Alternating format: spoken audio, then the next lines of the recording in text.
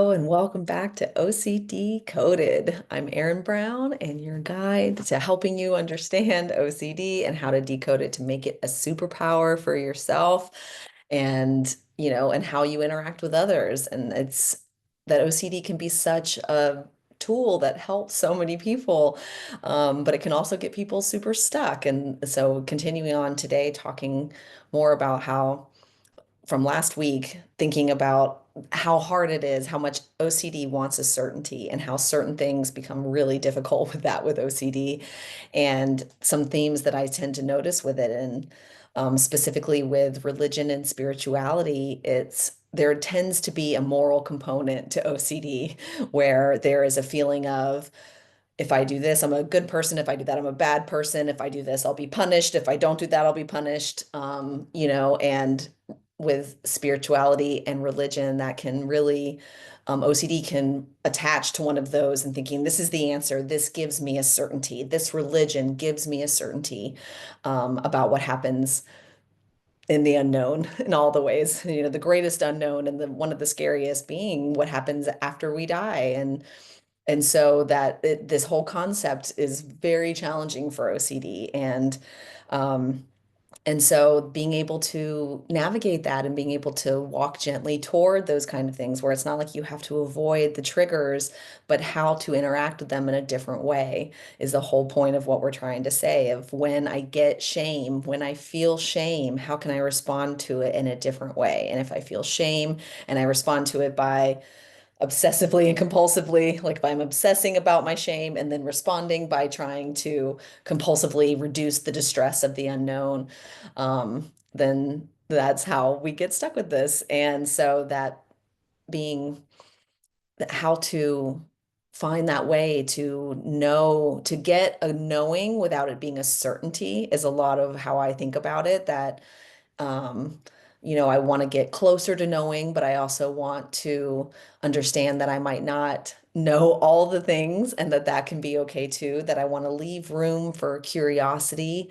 But that, like, that whole difference between that and doubt and how that makes it really tricky, again, saying OCD is the doubting disease, and, that if I doubt, that then I have to fear myself. And it's not how we want to interact with doubt and fear. And so, again, thinking about there's a wonderful book, I believe it's called The Stockdale Paradox, that talks about this, where he was a prisoner of war and how he survived that. And that one of those ways was recognizing that fear and doubt are the enemy, not pain. And I thought that that was really powerful, that we all, as humans, tend to want to avoid pain, and that can be really challenging. That there's pain like from a hot stove. Yes, we want to avoid that, but there's also growing pains that we can avoid, and being able to tell the difference between the two, and then being able to sit in the discomfort without then internalizing shame, like thinking it's my fault. And that's a big component of OCD and PTSD also, which is another of the processing disorders, and how they can look very similar. But that whole idea of, that unexpected changes can trigger shame. And that line in itself, I think, is really important. That helped me to see it really clearly that, like, okay, if there's an unexpected change that happens, I'm going to feel shame. And then that usually makes me fear and doubt, fear the situation, doubt myself, and how then, okay, like, but it was just an unexpected change. And not to minimize, like, unexpected changes are uncomfortable, but how we're starting to realize that, like, okay, my first reaction is probably going to be shame to this unexpected change, but that doesn't mean I have a reason to feel shameful, that it's just popping up because it was an unexpected change and I feel thrown off balance. And so, how to navigate that, being able to say, okay, I feel this shame. This is how I would normally respond to it, and this is how I'm going to respond to it now. And being able to talk about with others or with ourselves, like the relationship with something bigger than ourselves, and how difficult that is in so many ways, that there are many forms of that, but that's a huge piece of it, is that OCD feels very isolated and alone, and that if we don't do something right now, something bad's going to happen, and leaving and believing that there is something bigger than ourselves. And that can be anything. It doesn't have to be a particular religion. It's just recognizing that there are forces in this world that are bigger than us, and that is terrifying to OCD. And that religion and spirituality are ways that people try and cope with that fear and reduce the distress of the unknown. And so the way to interact with it more, walking toward the lion is one of the ways they talk about it, of how to um, we can't stare at the fear. We can't run from the fear. How do we, kind of walk toward this and be able to sit in that discomfort, knowing that it's a growing pain, that these are growing pains, that it's not the pain we're trying to avoid.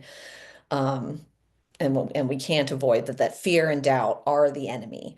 And so if I can recognize that and recognize that fear and doubt doesn't mean that I do have something to be shameful about, it becomes really important.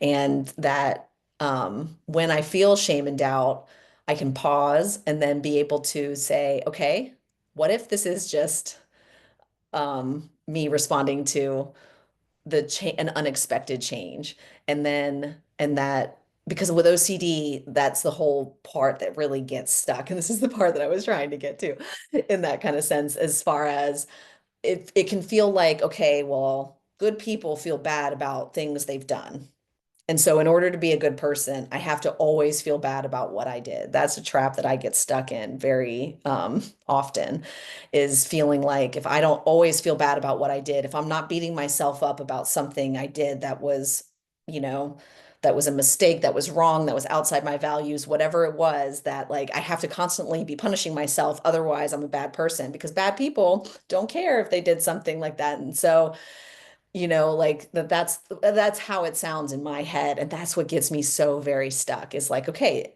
good people feel bad about what they did, so I have to feel bad about what I did forever to be a good person. That is not, how it works, and then it just leads to me always beating myself up and feeling bad about myself.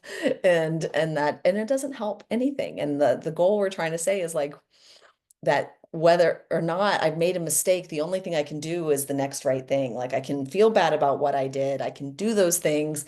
I can work through that, but that I don't have to feel bad forever. And I'm wondering about the kind of loops that y'all maybe get stuck in. And I would love to hear some of those, about the ways of how we set up these rules and rituals for ourselves that make it really difficult and get us stuck. And that's one of the things they talk about with OCD, is the rules and rituals. The rules I make for myself: a good person feels bad about what they did forever. And then the ritual is I beat myself up forever, so that I'm like trying to like show that I'm this good person. And that is what, like, and it's knowing that it's this deep fear of that whole, am I a good person? Am I not? And that what I try and return to is, whether or not I'm a good person in this moment, the only thing I can do next is the next right thing, is the next thing, that is in line with my values, that to continue to move forward, and that I can still take responsibility for what I did without taking shame and blame, and that I can move forward then and do the next right thing, and not just continue to repeat those same patterns. And that, like, that whole idea of like, we have to, and it's so hard. It's the maybe, maybe not. It's like, maybe I'm a good person, maybe I'm not. But all I can, like, what is my next step? Either way, if I'm a bad person and I want to be a good person, I got to do something good. And that gets tricky for OCD, but if I'm a good person and I want to keep doing good, then I have to do something good next. And so doing something good means doing something good for you, for who you are as a person, that makes you feel good about who you are as a person. And so we will definitely continue to talk about all of these, and help find the ways for you that help the loops you're stuck in, and how to get out of that, so that you can turn your OCD into a superpower. Looking forward to talking to y'all more next week. Bye.